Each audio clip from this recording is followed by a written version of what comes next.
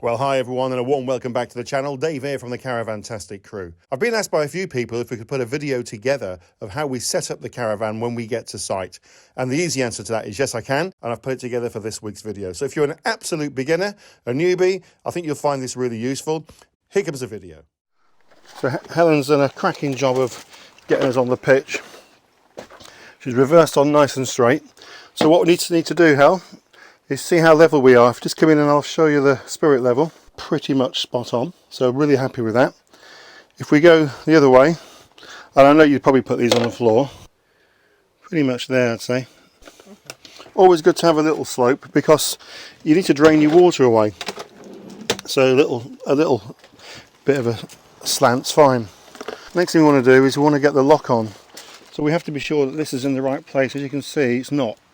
So I'm going to put the motor mover on and just get that level. If you've got a motor mover, you'll be familiar with this, but you just need to make sure you turn the key and the motor mover into the on position. So that's now on. And then you follow me around here, Hel.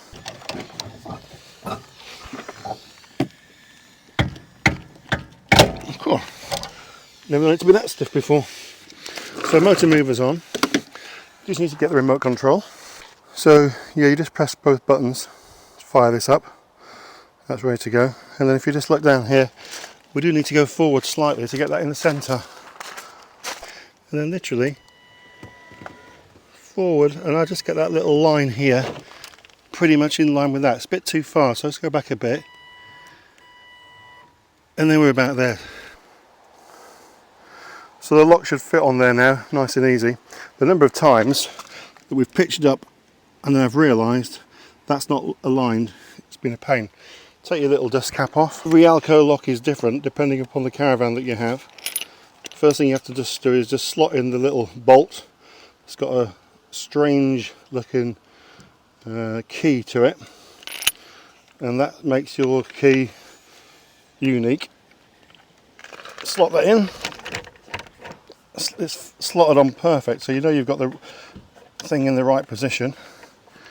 And then I just put it on by hand for a minute or two, and so I get it hand tight there, and then just tighten it up, not too tight but just enough to make sure it's,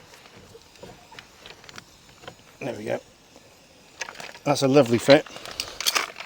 And then the final bit to the jigsaw is the actual lock itself, so that will slot in. Okay, so we're all locked up. We haven't got the steadies down yet, so we'll do that next.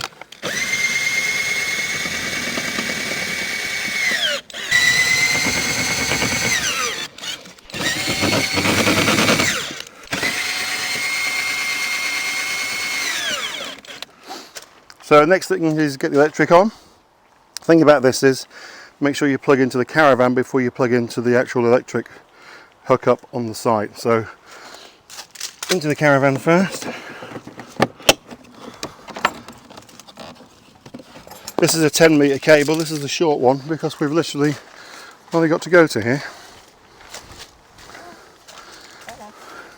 Bella's just inspecting the electric hookup, make sure it's okay.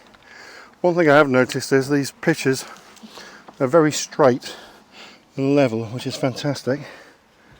We'll get that in. And yeah, we're all switched on. So the thing about the electric cable is I always tuck it up out of the way. This is the short one, but if you're on a reel, you must make sure that you take the electric cable all the way off the reel. Have nothing coiled up. If you do, you're going to have a problem. So I keep it nice and slack and loose and stick it out of the way so we haven't got a trip hazard going on. Good. Okay, so we're straight, we're level, we've got electric. I'll take this cover off and then we'll go and get some water. So getting fresh water couldn't be easier. Just to the right hand side of the ladies and gents toilets. Fresh water, and the wastewater is to the left of the toilets. Look, they've got chickens. Don't feed the chickens. Pretty cool though, isn't it? First impressions here are superb. Lovely warm welcome from the owners. So what I tend to do is fill up the aqua roll, and while I'm at it I just fill up this watering can as well, and then I've got some water for the toilet flush.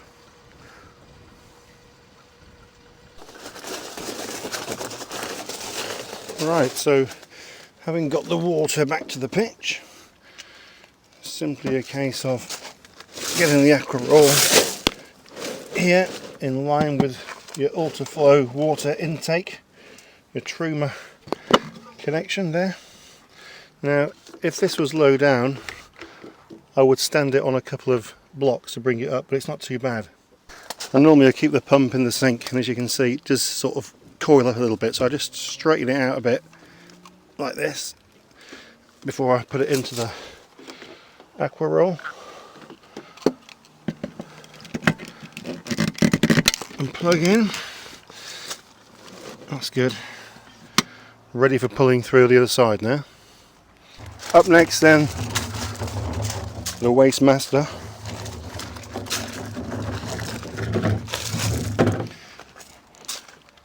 I've got these collapsed pipes which you might have seen before.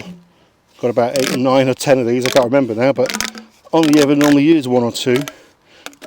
So this is just the bit that connects up to your waste inlet or outlet. Just here. So I put these on first, and then depending upon how the land lies and what space I've got, sometimes I do that the other way round and have the Wastewater over here, but they're okay. Pipe in there.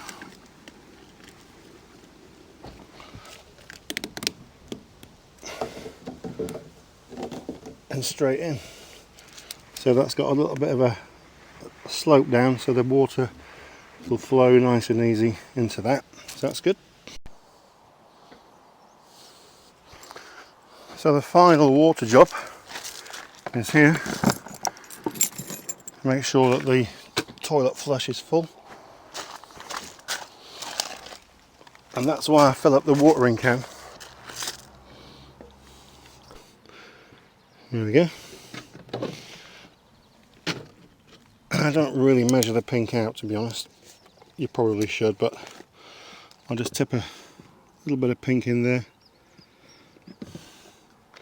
It says you've got enough in this little one for 15 doses. Not cheap, this Thetford pink, but I do think it's the best. It does leave a nice smell, and it's quite concentrated.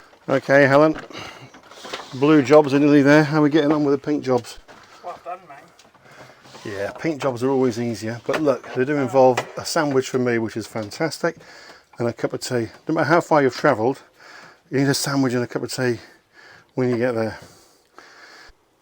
So we've got our power unit switched on over here, and you can see the indicator says we're on the electric hookup, and if the car was connected still, then the car would be illuminated. Obviously that's not, so that's good. We need to turn on the Aldi heating system. We don't want any heating because it's going to be 40 degrees in a little while, but we wouldn't mind a little bit of hot water. So that's on 2 kilowatt and the hot water's already on. Let's go and pull some water through from the bathroom first. So when you pull water through for the first time, it's not unusual for it to spit and splurt. I'll pull the cold water through first. The pump's just kicked in.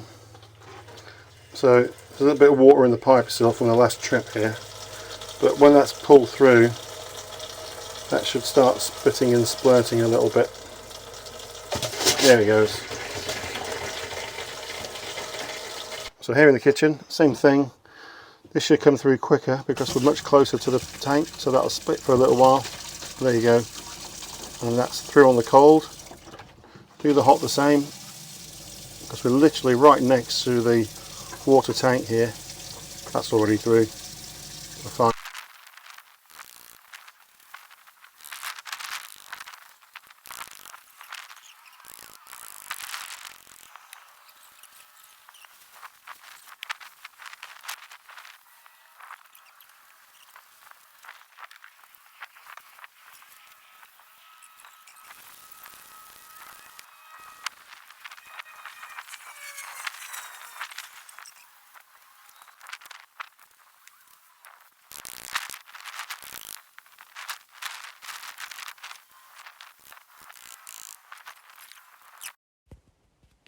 So there you have it, folks. Hope you found that useful. If you're a newbie around here and you've not yet subscribed to our channel, do it now. Hit the subscribe button. We'd really appreciate that. If you want to leave a comment, we answer all of our comments, and give us a thumbs up. All these things are absolutely free. And don't forget, hit the notification bell. That will let you know when the next videos are coming out. So if you have been, thanks for watching, and we'll catch you in our next video coming your way very soon. Bye for now.